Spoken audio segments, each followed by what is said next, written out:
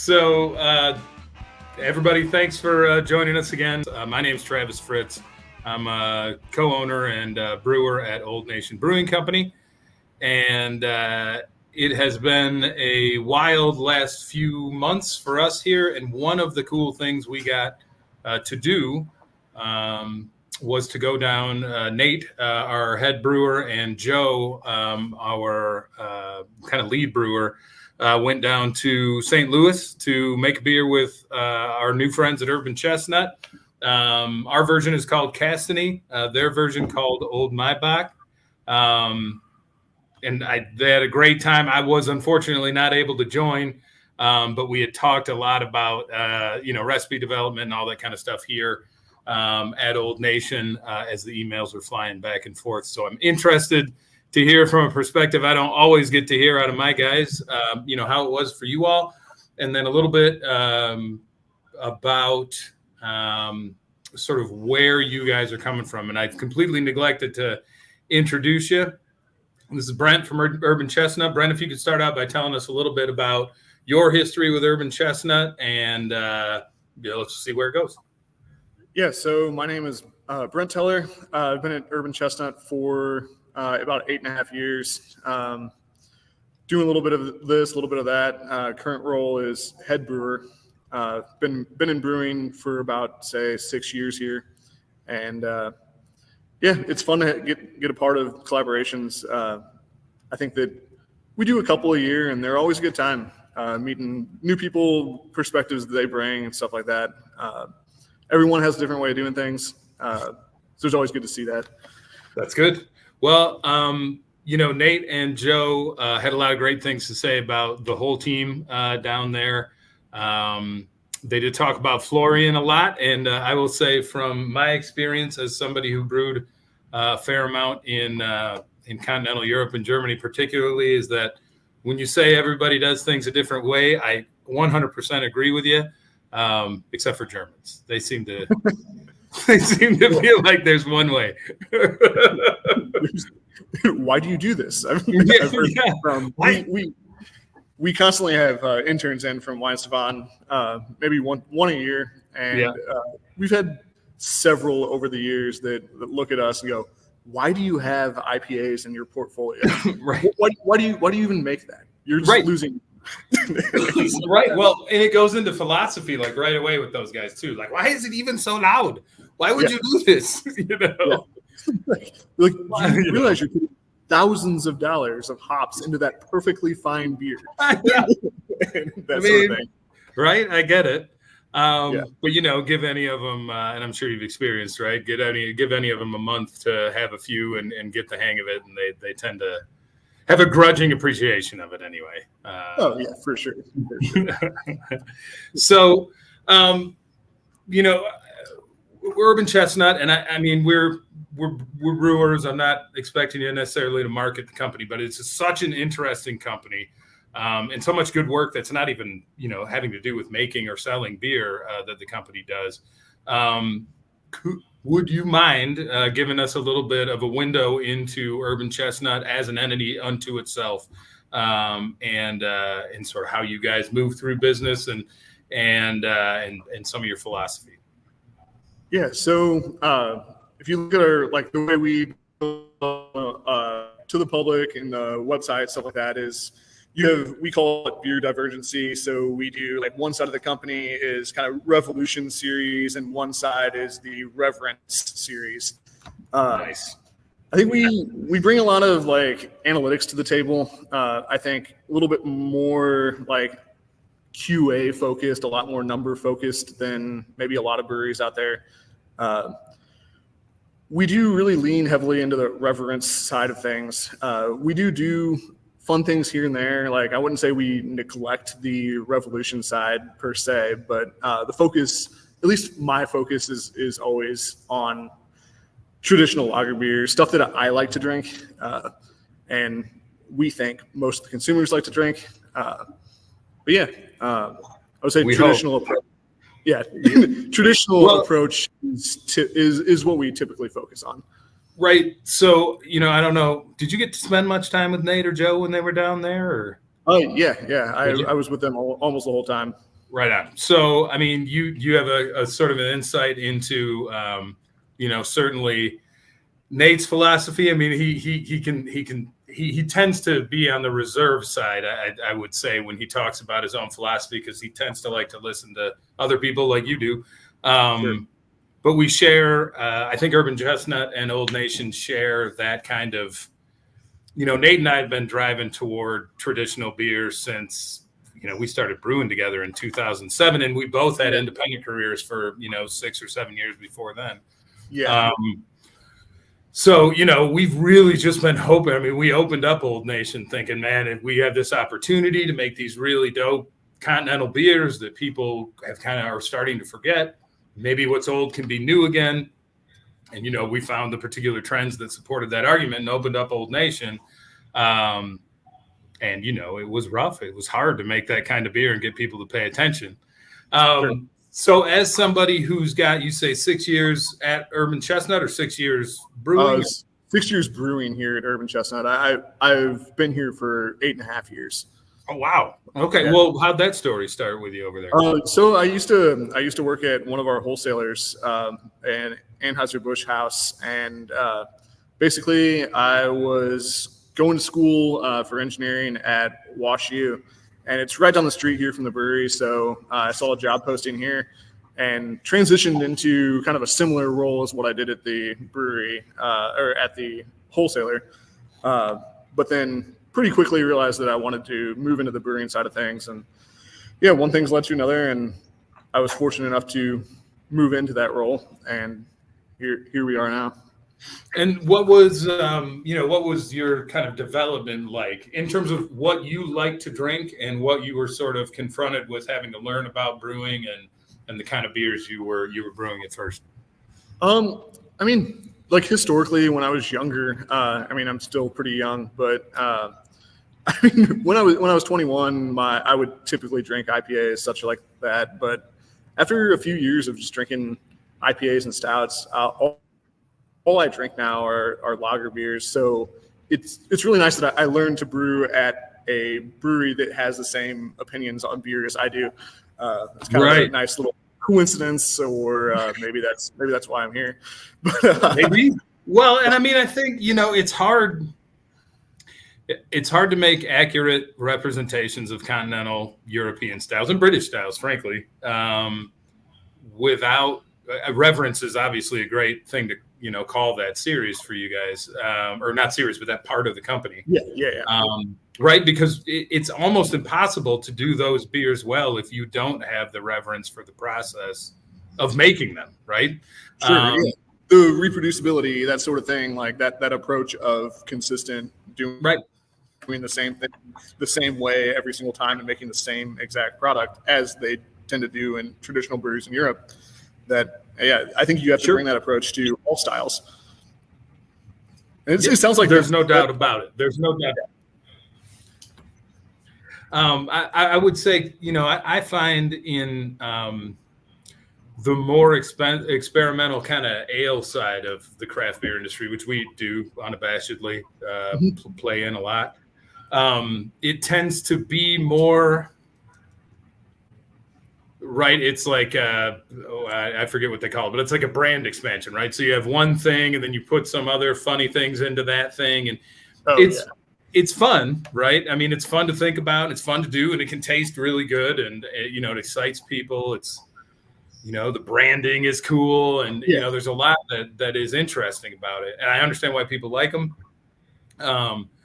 But for me to make, a Maibock or, like a Dunkelweizen or something that is really interesting, I think, even to the American craft beer palate, but is just, 4 ingredients.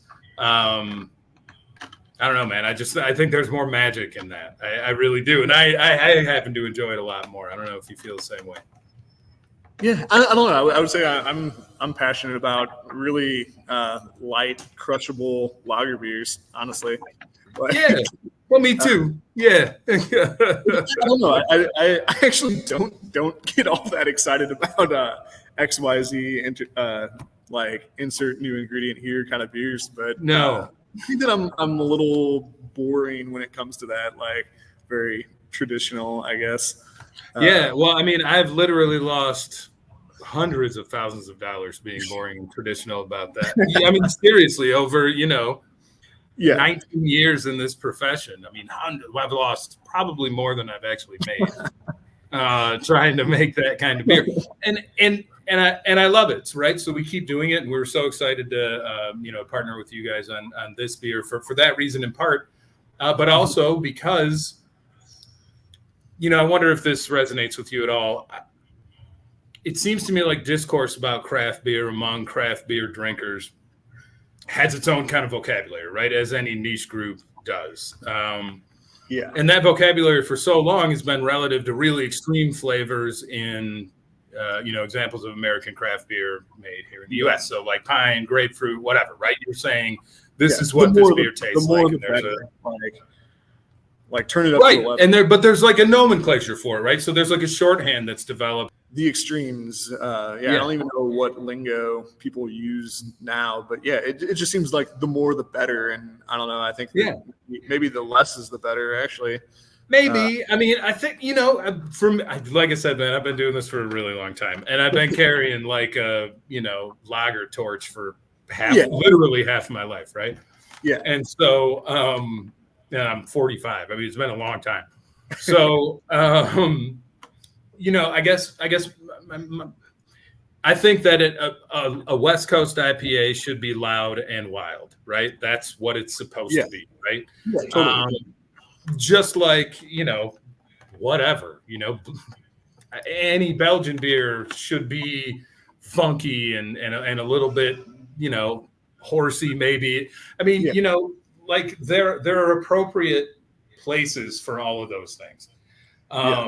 The hegemony of those things, right, recently in craft beer is kind of what I'm talking about, right? And so, when we go to sell a lager, the problem isn't necessarily, you'll find a lot of people who are like, oh man, I love lager. You know what I mean? I like this lager. They know about it. Yeah. And they're kind of developing a little bit of a language, right? Like crisp is one that people use a lot now. And I mean, that's always been, but really there's in reference to lager as a super positive thing. But the problem that we have selling lager, one of the problems that we have selling lager, and I wonder if this resonates, is that, finding the language to cover the nuance in bite-sized pieces of why you would drink, for example, or why we'd be interested in drinking, an export and a Pilsner or one or the other is difficult, right? I mean, like, how do you say that in 5 words that are exciting and compelling? It's tough. It's tough. Oh, what's good about your Pilsner? And it's like, oh, well, it tastes good. That's what's good about it. It tastes perfect. Well, what's perfect? Well, perfect is like, 50 other examples that I know, and I have a slight change on a couple of different parameters. And they're like, oh, that sounds boring as shit. All right. So you're coming. Yeah. There's no doubt for the 3 people that are listening to this eventually, that we have just come back from loss of internet here in Williamston. We're going to try and pick up the conversation where we left off, more or less. And again, it was about, or the question I was asking anyway, was about how do you talk to people about lager, particularly craft beer folks who I know love Urban Chestnut, right? Who may not be super well versed in lager or understand all that much about it outside of their affinity to it. What experiences have you had? Has anything worked for you? Yeah, well, I think I agree. It's very tough. How do you talk about something that is delicate, that sort of thing? When you're trying to talk about an IPA, you're like, oh, here's this big flavor, and how do you? Yeah, it's tough, especially like we're launching a light lager right now, and the intention of the light lager is to really kind of like bite into that macro lager like chunk of the market. Right. And so when someone's like, oh, is it like a Budweiser? And I'm like, kind of, but better. And I agree, it's tough, and I don't know that there's a great answer to that. I try to tell people like there's more nuance to the flavor or stuff like that, but I don't know that it actually resonates that well. Right. Like, I mean, sales is not my forte, so maybe I'm the wrong person to ask. But no, I mean, I think talking about lager with brewers is more interesting. Not in every case, of course, but is often more interesting than talking to sales folks about lager, unless they have some direct connection to it. Yeah. Because for me, it is not just lager, but a lot of older continental styles are about. Certainly they're about ingredient selection. Certainly they're about discipline and adherence in the production process. They're about a lot of things that aren't really all that sexy. But they're also, in a lot of ways, about the story of that beer, alt beer or Pilsner or, the stories that people are Doppelbock, the stories that people commonly know who are into those beers. Are interesting to share with folks, and you can kind of say there's more to it than, I mean, it tastes great, right? And this is what it tastes like in a nutshell, but yeah, it's how it treats you, and also the story about it is interesting. I don't know. Yeah, I think you're right, and like I'll try to throw in some process things when I'm talking to people, and I don't know for sure if it resonates, but like decoction, for example, we decoct a vast majority of the total beer we make here. And like, I'll go on a tangent about how that's cool that we do it. And sometimes I'll just get like a blank stare and like, maybe they don't actually know what I'm talking about, right. Which is fine, I guess. Right. But, right. Well, and there's, I mean, this kind of, this kind of talking about subgenres of beer kind of, to me makes me think of the conversation that, I've had a lot at festivals or whatever about kind of subgenres of brewers, right? And not to validate or invalidate one type or another, but one thing that comes up a lot is folks, particularly myself, my partner Nate, will ask us, is it worth getting an education in brewing before you get into the industry, right? And my response is generally it's not necessary, particularly if you have somebody under whom you're working who has a great deal of experience or education and experience. You really learn 90% of what you use on a day-to-day basis in your apprenticeship, whether you were educated or not. Sure. And by the way, the other 10%, it's 10% of your knowledge. You might use it at 1.5% of the time.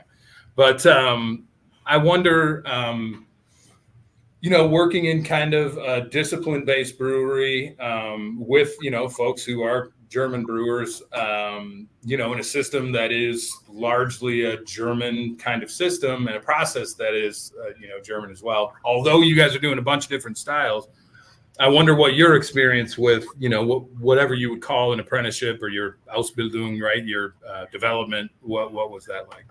Yeah, I think that like the merits of the education and experiences is kind of depends on who you are. I mean, I think I've met brewers who are highly educated that have no idea what they're doing, and I've met people who are completely self-trained that are doing great things too. So I think that a lot of it kind of is who you are as a person, and if you're going to absorb the experiences well or not. Like, I've been fortunate enough to learn from people here with decades of experience, and like, I don't know where would I be if I had gone to a brewery and just kind of like had to learn it on my own. I don't know how that would have played out, but I think that I've absorbed as much as I can from people like Florian and my old boss Jason, who now opened his own brewery as well. I think that like it depends on who you are, and so I can't really. I guess I'm kind of giving a vague answer, but I think it's that's okay. I can ask more like kind of specific questions maybe. So like when you got into brewing, right? When you started the first day you put on boots, you're standing in a brewery. You're a brewer now, right? How much did you know about the process? So I do not have a brewing education before I jumped into it. I mean, I read all like the books and stuff that I could find. Right. So. But and I guess maybe that was an indelicately phrased question. How much did you know about the job you were about to do, like just the processes and stuff, and what the machines were for and all that?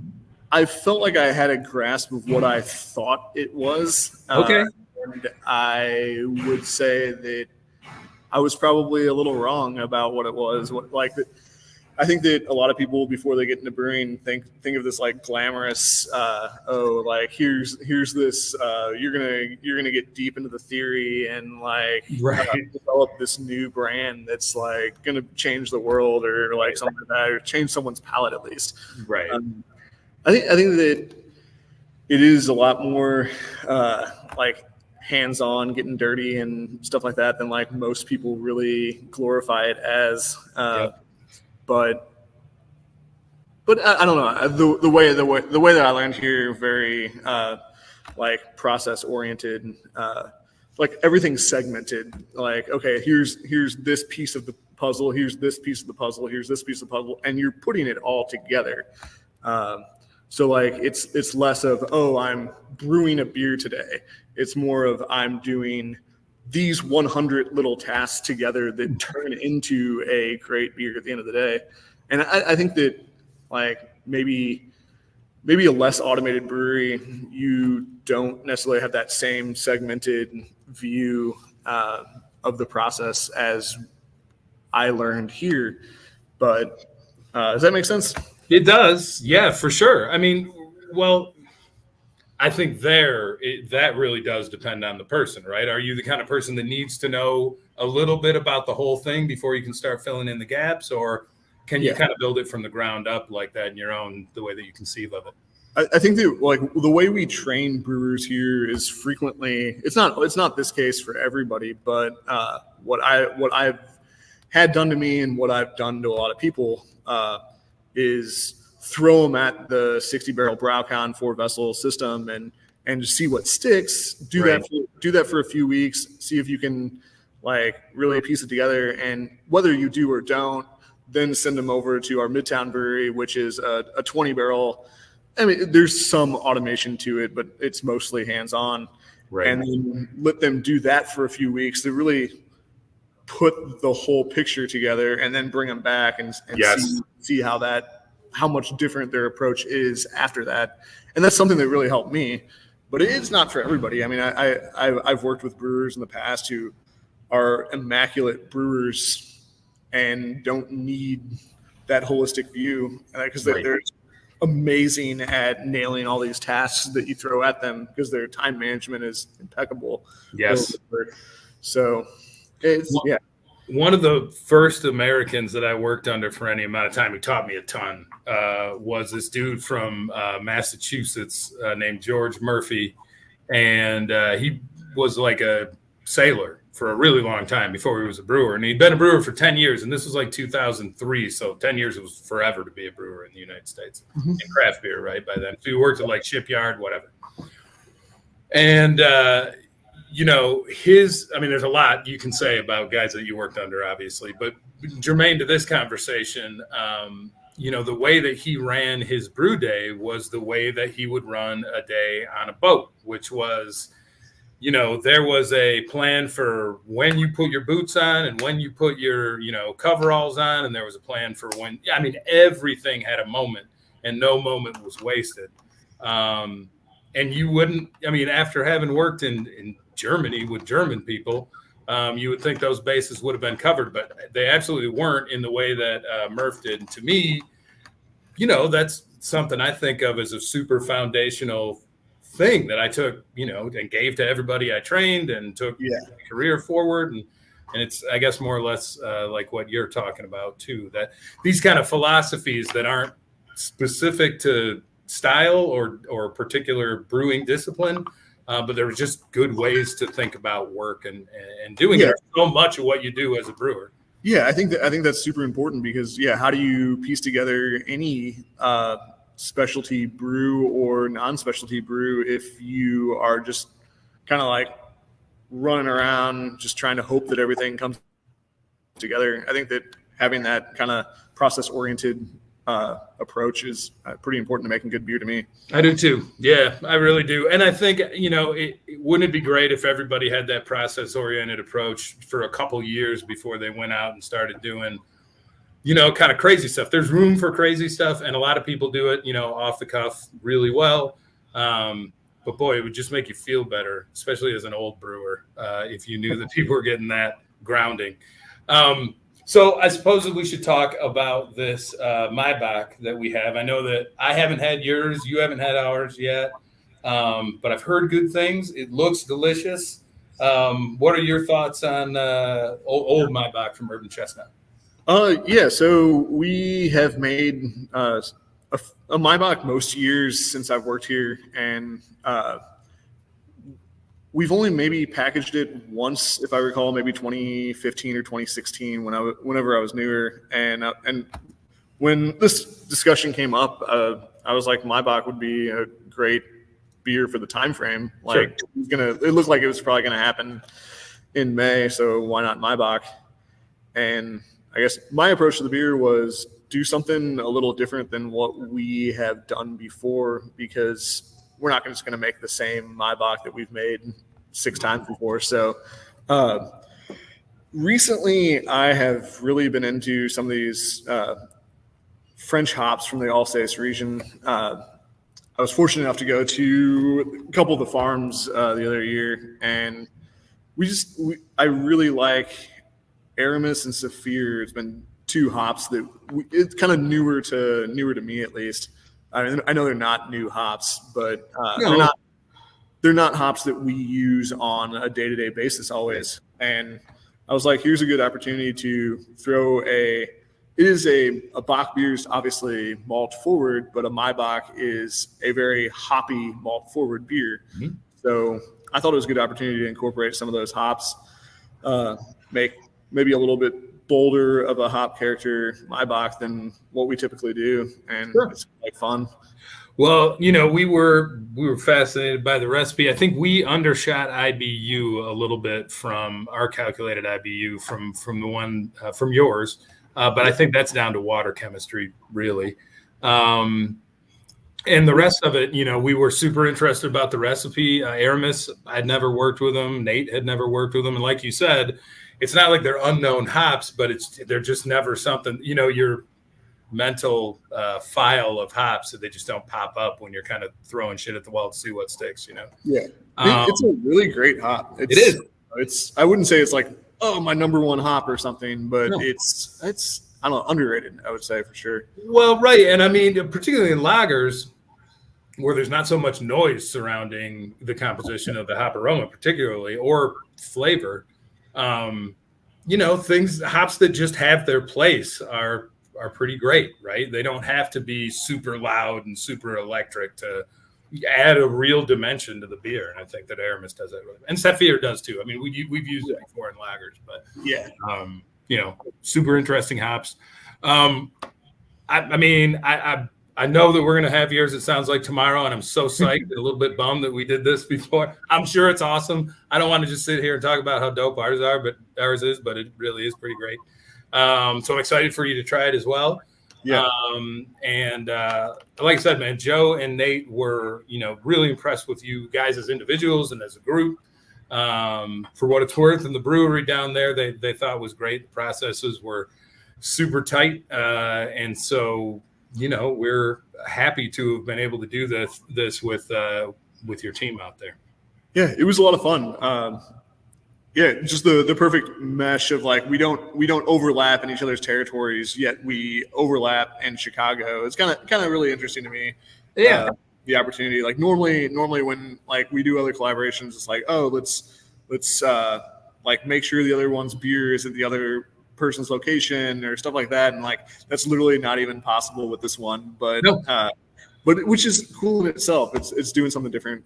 Well, I love the idea that somebody can brew them in 2 different places. They're different, right? Not like fundamentally, but they're going to be different beers. And I think it's great that people get to, try that out if they're interested. Because again, it's my opinion, and we've done lager collaborations we try and do them all the time, right? As much as we can.